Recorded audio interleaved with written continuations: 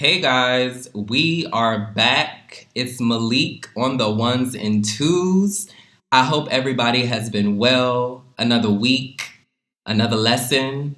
I got my babies with me, Erin, Trey, and Stevie. What's up? That was very Ayanla-ish. I don't really know where the hell that was coming from. Well, girl, maybe I was giving Ayanla today, girl. But lives and lessons on a week, bitch. I just don't see it. The week, don't get it. But I guess I'm fine, as you can say. I don't really know. That didn't sound too fine, girl. Okay. Trey has a headache, and so he's not really at his 100%. Girl, she being vegan with Beyoncé, honey. Listen. First of all, I'm not going to let you present this as it is a vegan with Beyoncé movement. No. I always do things a month before I turn any age, before my birthday. I do something for myself. Mm-hmm.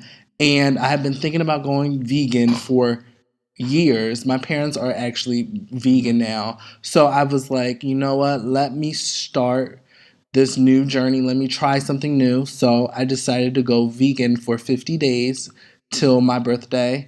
I started a few days ago, and it's hard because things taste really good with chicken in it. So that is how I feel, but I'm going to make it through. I do have a slight headache, but you bitches give me headaches every day. Girl, so go. That is what it's going to be. Well, good luck to you and Beyonce.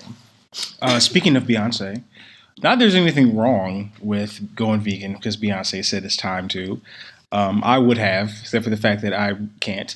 My queen, my empress. I wanted to actually talk about her real quick. Just real quick. I just wanted to touch on her because whenever I need my life restored, I watch some old performances by her. This morning I watched the CMA performance with her and the Dixie Chicks, and the white people was mad, and I was living.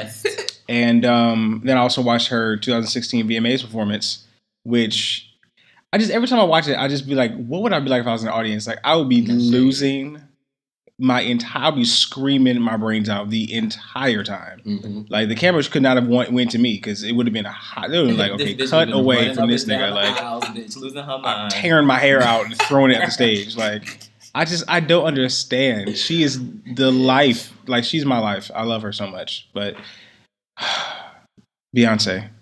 All right. Back to your talking about. Okay.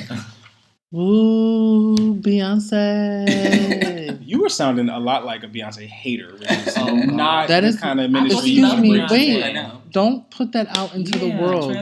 That is the queen for 20 years strong. Don't watch do that. Your man. You should watch your mouth. Watch your mouth. You need to watch your mouth. Don't you ever come for me about my girl, Beyonce Giselle Carter. I thought it was Knowles Carter. Girl, your girl. Unbeliever. Shun the unbeliever. See, now what you're not going to do is attack me, okay? What we're not going to do is that. Hello. So let me just say, now you got me sidetracked about what the fuck I was really going to say because you tried to shake. See, I can't stand your ass. Oh, boy. You got this damn bun in your head, and now you want to be all brand and her new. hair is done. Yeah, you look nice, but I'm just saying. Hold on, I'm sorry. Excuse me. No. No, what you're not gonna do is interrupt me, bitch. Girl, you got enough. You got enough mic time. Can I? I was trying to speak. See, that's the issue with you hoes. You like to overtalk my ass. Girl, go ahead. Okay, damn. You always got a mic. You we know you like the dick. It's not that close. Today. I'm just going to say that I wanted to talk about. What's this little light-skinned child name? Amandla. What is it? Amandla? Light-skinned child. Yeah, that's what I'm gonna call her. Fucking mess. I saw. Before you start, I would just like to say that Amandla, she identifies as non-binary, so it would probably be better to use the pronoun they when referring to them. Okay, thanks. Them has been getting on my nerves.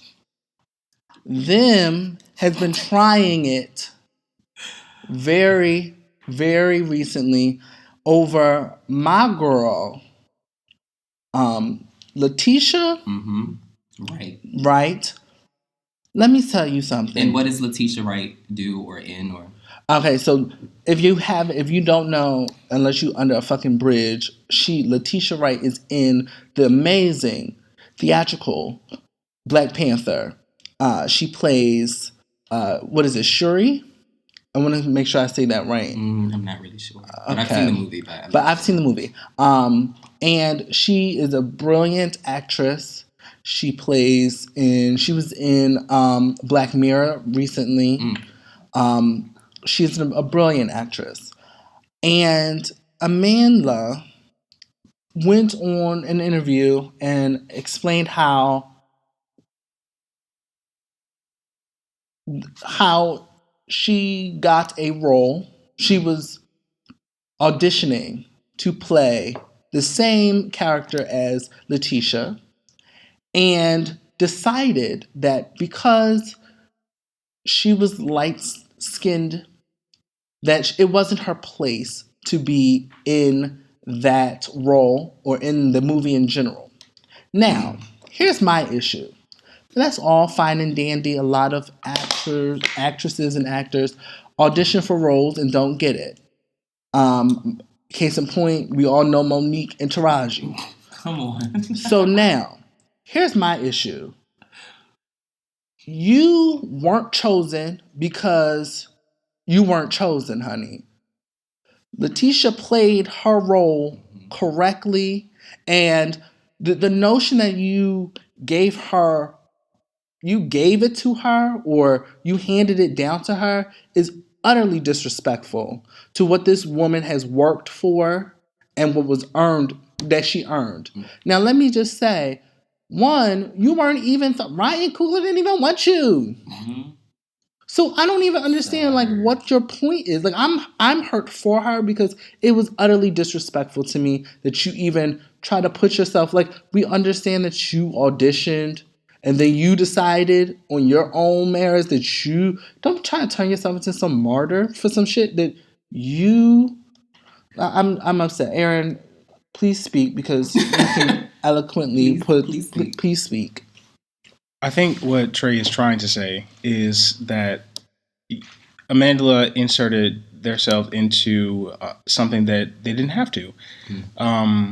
If that had actually been the case, if you had taking yourself out of the running for that particular role because of the fact that you wanted to see darker skinned folk, that still would have been incorrect because Africa is not only there's not only darker skinned folk in Africa. That's a misconception. And but I mean, I guess your heart still would have been in the right place, maybe. But apparently that's not actually what happened. Apparently Ryan Coogler never really had you in mind. So now you just look like you were just trying to get attention based off of the immense success of Black Panther, which is trash.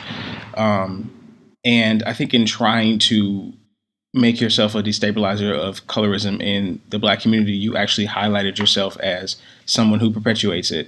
So that was probably not a great move. And that's annoying. So maybe shush for a little while, babe. I mean, I do not discredit what you've done, your work. You are a fantastic actress as well. Just maybe shush for a little while. Yeah, I mean, I think it could have. I mean, I haven't read the interview. I get a general understanding of what the situation is about, but I don't think she blatantly said that, well, girl, I passed it up so Letitia could have it. But in doing that interview, you inadvertently give that when you speak on someone else's just journey. And I feel like it's always Black women speaking against another Black woman or a darker skinned woman. So it's just all bad. Yeah, so now I'm off of that. I'm off of that. I can't. We'll be right back. Don't go nowhere.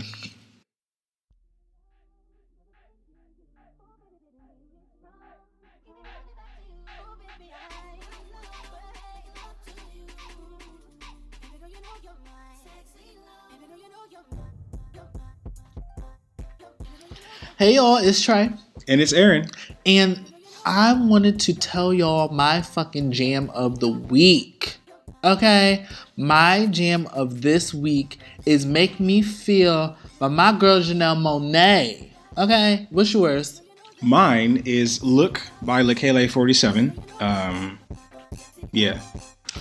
Oh, that wasn't as enthusiastic. But anyway, you can all and make sure you listen to our show on Spotify, on SoundCloud, and on motherfucking iTunes. I mean, Apple Podcasts. And you can check us out on Radio Public. Thanks for listening. Love you.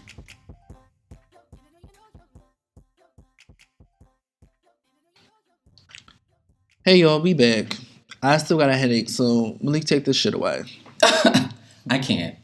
So as most of you know, like I started going to therapy in November of last year. And it's something that I like highlight on the show, and it's something that I talk about often just because mental health is so taboo within the Black community as well as the Black gay community. And I really wanted to use today's episode to kind of like highlight some of the things that are stigmatized around having and maintaining good mental health. So yeah, Erin. My thoughts on the subject are varied and many. I'm going to try not to ramble like I usually do. Yeah. To take it back to a sort of beginning, I'm going to start with my own childhood. I mean, growing up in a Black household, mental health was always somehow combined with spirituality, but in a negative way. Mm-hmm. Because mental health is a real thing, and mental illness is a real thing, and Black churches or just like Black households that have, oh man, I'm getting messed up. Okay, so growing up in a Black household that had an emphasis on the church, everything that was out of whack was always considered a spirit, something that could be prayed away, something that could be, you go to church enough times and you have the pastor lay hands on you, then immediately you were healed of it. And it's crazy because it creates, sort of a passively traumatic experience for a child, especially one that is discovering that, things might be a little different. They might see the world a little differently than, someone else.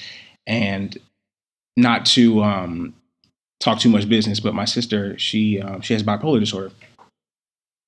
And she and my mother are kind of at odds because, when she was younger, these symptoms started to manifest themselves. And, it was like, oh, okay, well, this is a thing that can be prayed away. It's just, it's a demon. That's basically what the general consensus of the family, And so effectively they did nothing. They prayed about it. They had somebody lay hands and, my daughter, please guide my daughter, what have you. And it's like, there are things that she probably wouldn't have experienced, negative things that she could have had a different quality of life, if they had taken steps to treat it, and this whole, we don't go to the doctor thing in Black households is even more accentuated when you add in mental health. It's like, nobody wants to be regarded as quote unquote crazy. But there's so many things that happen in Black households that no one talks about. It's like shrouded in secrecy. And these things they range. I mean, they range from like emotional and physical abuse to, oh geez, I don't know. I mean, I can't think of examples at the moment, but these things are traumatic experiences. Not saying they happen to everybody, but things that do happen, it's like, stop putting them under the rug because they help me out, Malik. I just want to say that a lot of the time that I spend in therapy is me unlearning things that I learned from my family and me growing up in my adolescent years. And there is this, growing up in the South, obviously religion is a big part of like my family and going to church, even though we didn't go every Sunday, just the traditions and what to do. What to do's is what I call them. And I don't necessarily identify with the Christian faith, but there are things that have been ingrained into me. And I've had to go to therapy to unlearn them. And just, I think about when I first was battling with me being gay, a lot of I was confronted with the whole thing of like, pray it away. And it's more than, your mental stability is more than praying. Spirituality in itself is different from mental health. And like you said, sometimes we just, we put it as a whole, and it can't be like that. And again, most of my time is me cleaning up what happened 10, 20 years ago. None of it is me working on things that are happening now, you know? Yeah, and I want to quote a song that I've been listening to a lot. It's by my friend Jeff Taylor. It's on his EP Retrograde. The song is called "Can You Imagine," and it kind of parallels my childhood, and I think it kind of parallels this conversation. I want to just quote the chorus. I'm not going to sing it. I'm just going to talk it. It's not that long, but it says, "Can you imagine the life of a little boy thinking he has to confess? Can you imagine the moment when you know that you're not like everyone else? Can you imagine growing up thinking you chose the life that you get? Because I can imagine. I wonder, can you imagine? Because I can imagine it all." And I mean, the highlight that you had, Malik, on, growing up, like discovering your sexuality, how traumatic it is to think that who you are is a demon. And it's like that made me an apologist. I was always apologizing for what I felt and, whatever. And that has reaches into who I am now as an adult. I mean, I suffer from social anxiety. And, it wouldn't be too difficult to trace that back to those sort of beginnings. And these things could have been avoided if we just put a focus on mental health. My mom's all about it now. She's learned, she's looked back, she has hindsight, but it's like these things, they could have never happened if we had just, allowed ourselves to look at our minds and the way we process things as Black folk completely differently. It's like, not to envy white folk, because I don't, but it's like they, as soon as something is awry, they write to the doctor. What's going on with, what I'm saying? Let's get the help, whatever. And it's like that just doesn't happen for Black households, and it's sad. I'm taking an abnormal psych class right now, and it's illuminating so many things. There's so many social stigmas surrounding mental illness and disorders. And some of them I still carry around myself, and it's fantastic to learn more about them because it makes me better able to relate to and communicate with people that are around me. Kind of have to stop yourself from diagnosing people, but in general, we're talking about anxiety disorders, which is slightly triggering because they're listing the factors, the cognitive behaviors of somebody that suffers from anxiety. And I'm just like, wow, I'm really all in this mug, am I? But it's, I don't know, I'm rambling again, but just help me out, Trey. Wow, that was a long story. From you, I mean, like you just ramble. But I love you. I do.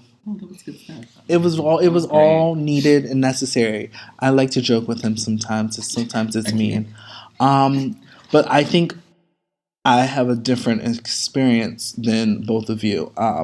My parents were both raised in the church, but I wasn't. I think till I was maybe 2 or 3, we weren't really that religious. And my parents never shied away from things like therapy or writing down your feelings, or we're like we meditate now. And so I still had these issues that needed therapy in ways that I never could have imagined. Like me and my parents, I think while they were so open and so loving, there's a lot of a power struggle still. Even with me growing up and not being in the house every single day, there's still going to be a power struggle until probably I'm 92. And on both sides, there was a time where when I was a kid, my dad taught me. I was his student. And it was the hardest thing to flip the switch because, like a parent, they're going to push you harder than they push everyone else. And so now you see, oh, you're my teacher, but you can't push me harder than everyone else just because you're my parent. And so you sometimes I had to deal with, oh, why is he picking on me? It seems like you're picking on me. And for a long time, that was an issue where I for myself need to be treated equally and fairly as everyone else. No matter who you are, me and my sister have these issues still where there should be, I believe in equal punishment for all crimes. I believe in equal pay for all things. Depending on your resume, your pay may increase. But I think for me, therapy was something that I didn't shy away from, but it's always you see, oh, if you go to therapy, there's something, there got to be something wrong with you. Yeah. I remember I work during the summer as a lifeguard, and you hear them old white people sitting by the pool talk about somebody, and this woman, she I think has 3 different therapists, and this man said, well, she going to see one, so there's something wrong with her. And I was just thinking, there's not necessarily something wrong. I think she's more just trying to figure out what's going on in her life, or reassess the things that she has chosen to do, or things that have happened. I know for myself, I call Malik sometimes as a check on myself. I often do that with a lot of people, that I go through a situation and then I'll call somebody that was out of the situation, try to tell both sides equally and get their reaction, because you oftentimes need to have a check to see, maybe I did do something wrong, or maybe it's not as black and white as I saw it. So for me, that's where therapy and just checking in with yourself is that's where I take it. So Stevie, do you have anything? I'm sorry, I felt like I was rambling. No, it's okay. I look at it as like, I don't want to put myself in a situation, but I want to shine light on my mom. She has very, very bad anxiety, and I'm like her go-to person to keep her anxiety at an equal level. And I like the fact that I'm able to do that for her, but it also puts something on me that intensifies my anxiety when she's rambling and all over the place, and then I'm all over the place too, and it's hard to balance the two. And it also comes from my mom's upbringing. She's been through a lot of shit, and it's with her anxiety, it all makes sense. But I'm just what am I supposed to do when she's all over the place, and then I'm all over the place, and then I find my center, but I can't help her find hers. It's a whole bunch of shit. But looking at her now that she's also she's attending therapy as well. So I'm gonna start going with her because she's been asking me to go, and I've been like, Mom, listen, I think my therapy is enough with us at home, but she's been telling me Steve, come with me, let's go, and I've been kind of neglecting it. But now I'm gonna take the time, because I was very quiet the whole episode because I'm digesting everything and taking it all in. So now I'm gonna apply all the things that you guys have said and apply it to myself, and start going to therapy with my mom, and also going to therapy for myself, because I've learned through these last couple of weeks of the shit that I've been going through, I might just need it a little bit, just not to just talk to my friends and talk to you guys and just bring it to the show, but I just want to definitely start attending therapy. But I wanted to say that it's sometimes, I don't like to think of a therapist as a medical professional, even though they are. I think of it as a friend. Mm-hmm. You know how you go to your friend and you talk to them about any and everything, depending on how close you are. Mm-hmm. And they say, well, girl, I don't think that was right. Or, girl, I think you should have handled it this way. Or did you think about this? Or did you think about that? And that's what I think of therapy as. I think of it as a friend who I'm paying to listen to me and to help me see the bigger picture and break down my steps in that, my actions. And so that's where I see it. We'll be right back. Don't go nowhere. We'll be right back.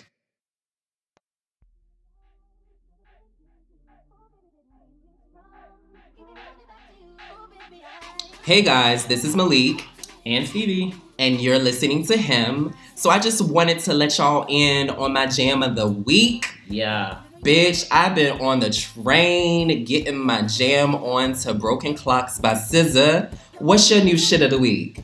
Oh, this ain't my new shit. This always been my shit. Miss Tony Braxton, take this ring, baby. That's my shit.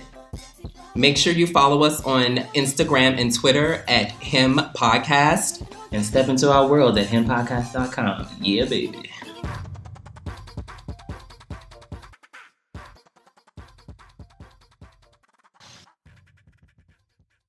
Hey girls, we back.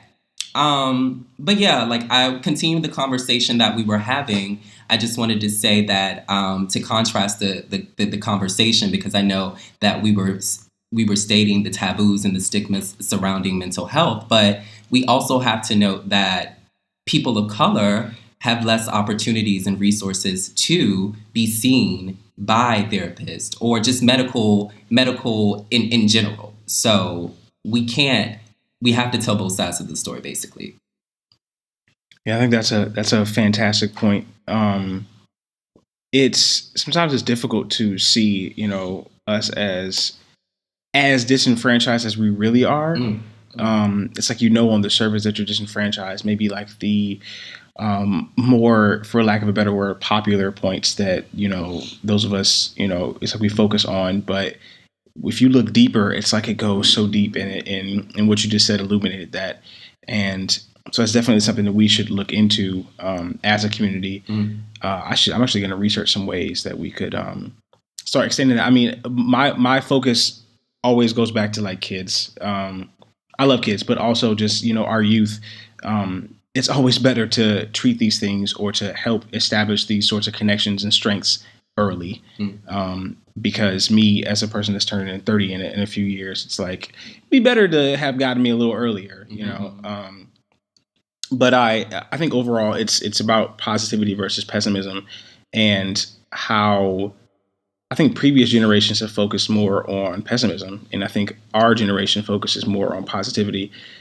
In that we are the most self-aware generation.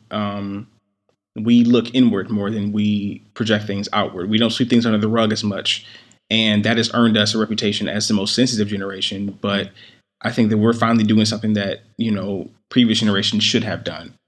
We're trying to find the root cause of what is, what has us like this. We're so existential in our thinking, and we carry around a lot of depression and anxiety. And, people wonder why that is. And it's like, I mean, all you have to do is go ahead. No, I'm just saying that, like, bitch, we went from living 37, like the average life used to be like 37 years old. You know what I'm saying? And now we like live until 70, 80, 90. So of course we're going to need methods to maintain and tighten and continue life, because bitch, we're living. Life is totally different. We have totally different sets of responsibilities to adhere to. And also what a human is, that definition it's bigger. So we have more room to expand as a human being. So of course what I'm saying again is that we need those resources in order to live a successful successful life.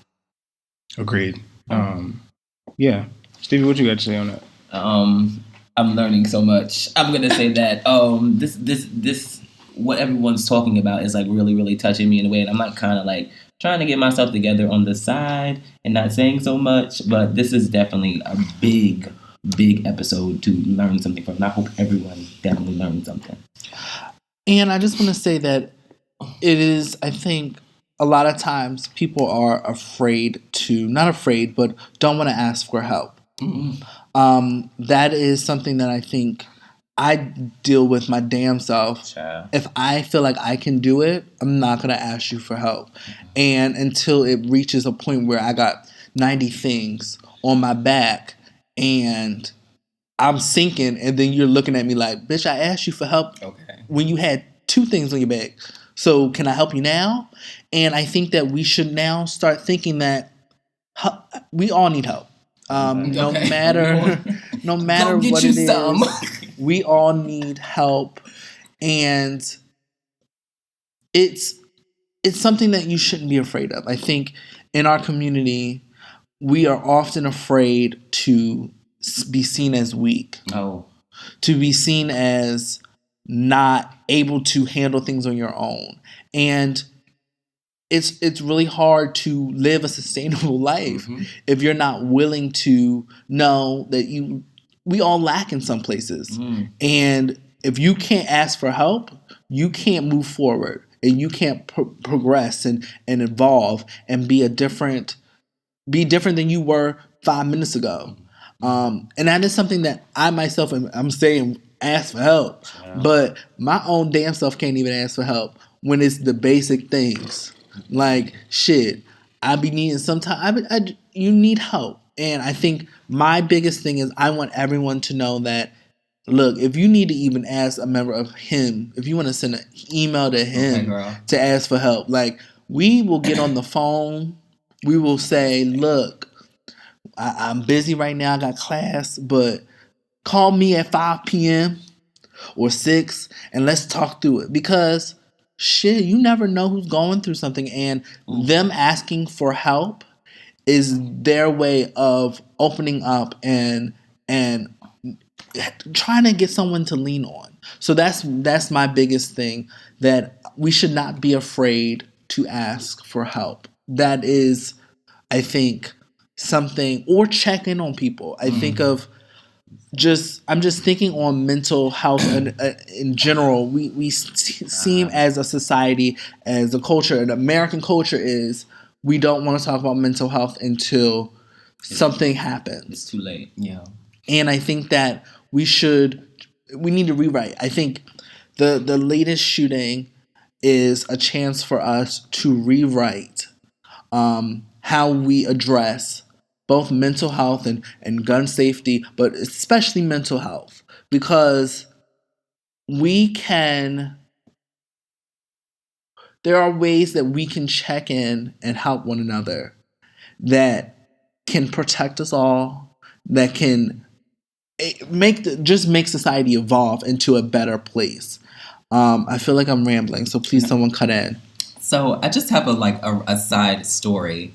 About 2 years ago, I sat down and I'm in a very healing space with my mother. Like, my mom, she's a great parent, but I think that in having a gay son, there were some things that were overlooked. And it is not my duty to tell her what was wrong and right at that point. But now that I'm older, I can tell her how she's raised me has affected my adult life. And by that, what I mean is, like, when I was in high school, my mom remarried, and my stepfather would have me do, well, once it came out that I was gay, he would have me do 25 push-ups a night. And I did this my entire high school career until and the whole point of me wanting to go away was to get away from that. And I finally actually got a chance to talk to my mom about it 2 summers ago. And I was just like, well, first of all, bitch, what the fuck? And she told me, she was just like, well, baby, he was really confused because you were gay. And my next question was to her was just like, well, girl, that's not my biological father, you know? But it's the shit like that. It's why I go to therapy, you know? And just, I went through hella bullying when I was in elementary school, middle school, and high school. And again, it's just like I said earlier, most of the shit that I'm in therapy for happened to me at least 20 years ago. Nothing within the last 5 years. And it's just like, wow, we have that type of parenting in the world. And I know a lot of other people have been through something similar to that. And it's just not okay. We have to start loving our gay youth.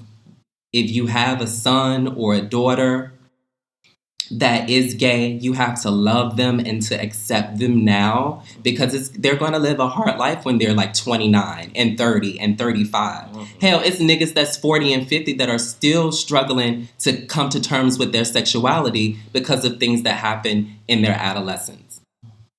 And again, I say that if you don't have insurance, if you do have insurance, you have to research and you have to find your resources. And that's one of the things that I wanted to comment on earlier is that I think some of the things affect the Black community the way they do is because we don't read.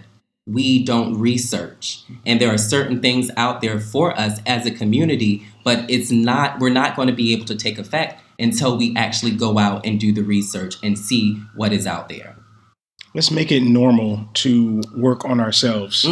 I don't want to dig too deep into the romantic side of it, but we carry around insecurities and tendencies that, are maybe violent in nature or exclusionary, and we make that a normal thing. We even make it so that it's romantic, and these are things that can lead to some real issues later. And we need to make it normal to be working on us. We need to make it normal to be loving, kind, and considerate, not only to others, but to ourselves. We punish ourselves a lot. And that cannot be the norm anymore. We have to work on it and don't make fun of people that are doing that and they're public with it. Don't make them out to be simps, because they are just trying to find their happy, and you should be doing the same thing. So let's make a new normal with regards to mental health and how it extends, because it extends in so many different areas. And so that's what I want to do. I mean, that's part of why I am who I am and how I relate to people and how I communicate with people. That's a big part of it.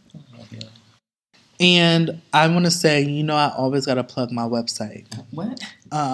Girl, what? Look, We just wait, talked about mental health, girl. wait. Can I? This is on her mental, girl. Let her go ahead, baby.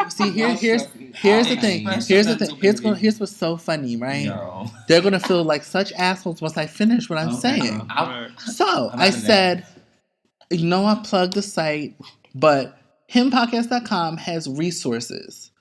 We will be putting up resources that will, as Malik said, research. We want to help you with that research. We have resources that will help you find therapists or just to find somebody to talk to and to think about your mental health.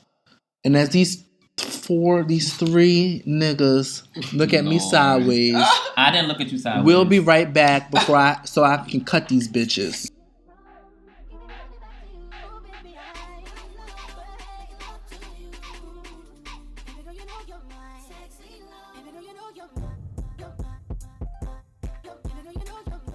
Hey babies, it's Erin and you're listening to Him. Be sure to check us out on Apple Podcasts, Spotify, SoundCloud, and Radio Public. And head on over to our website, himpodcast.com, for blog posts and announcements.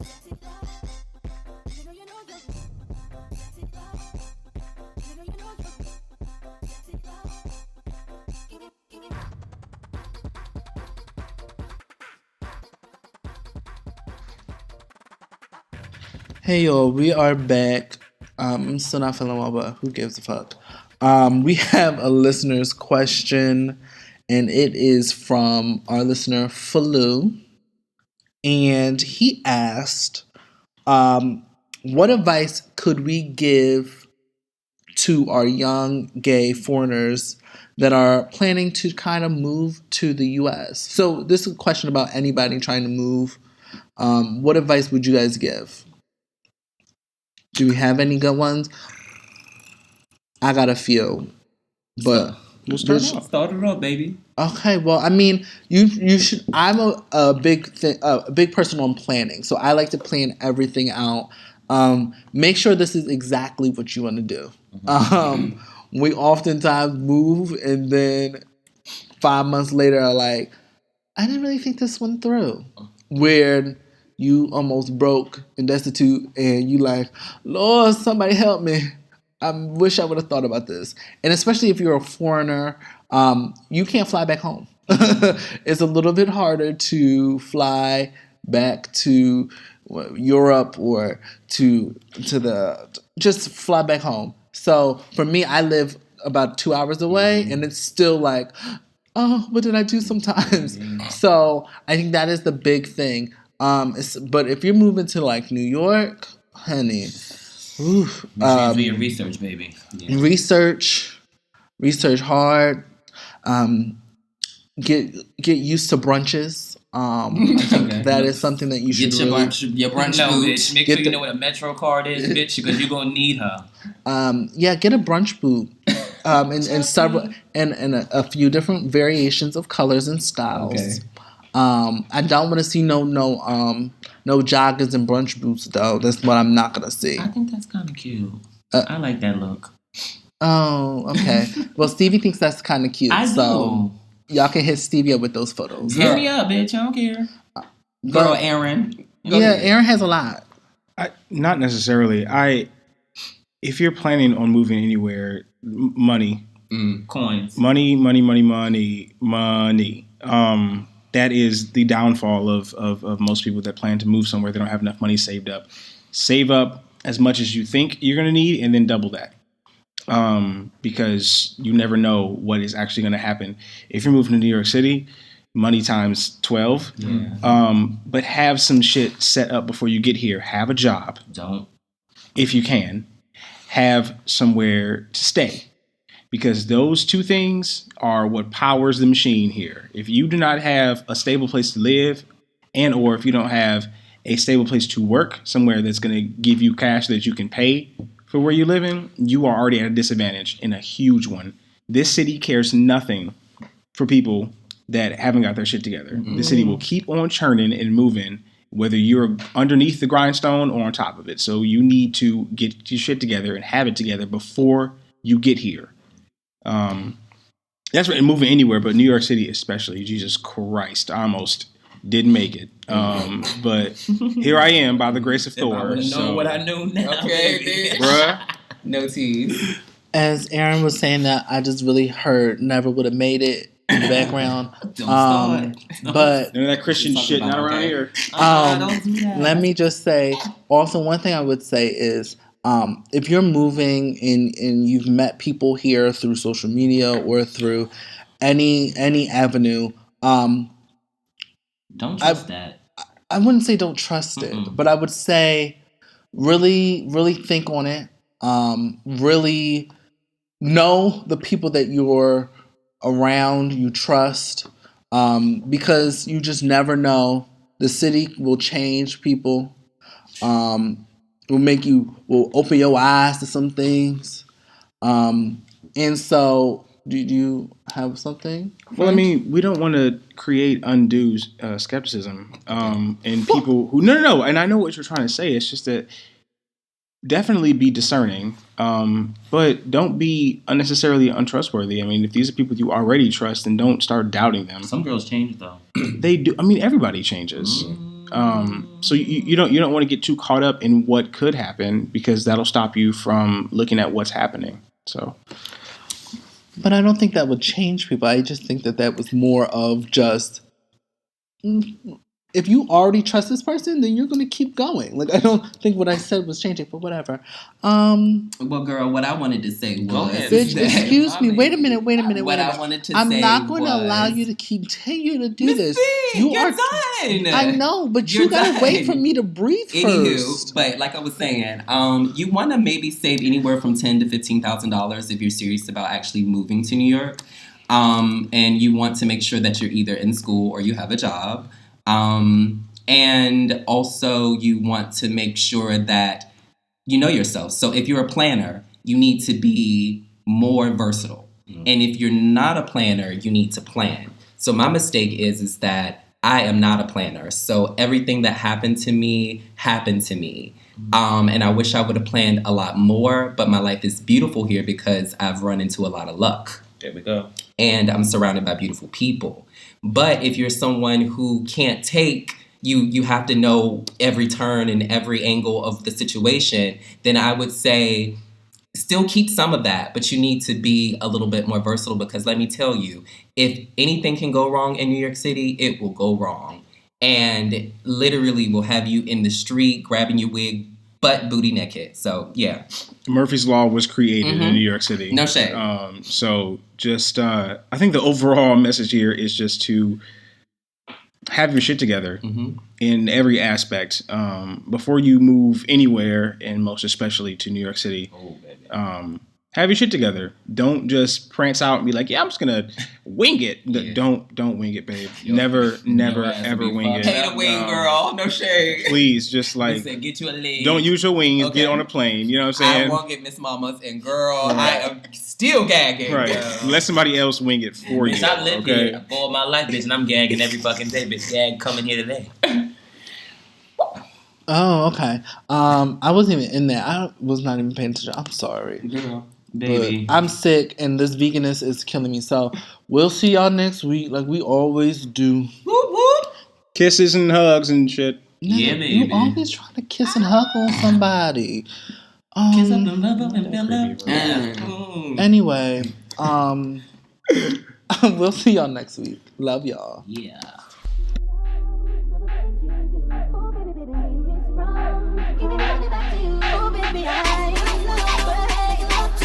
Baby girl, you know you're mine. Sexy love. Baby girl, you know you're mine.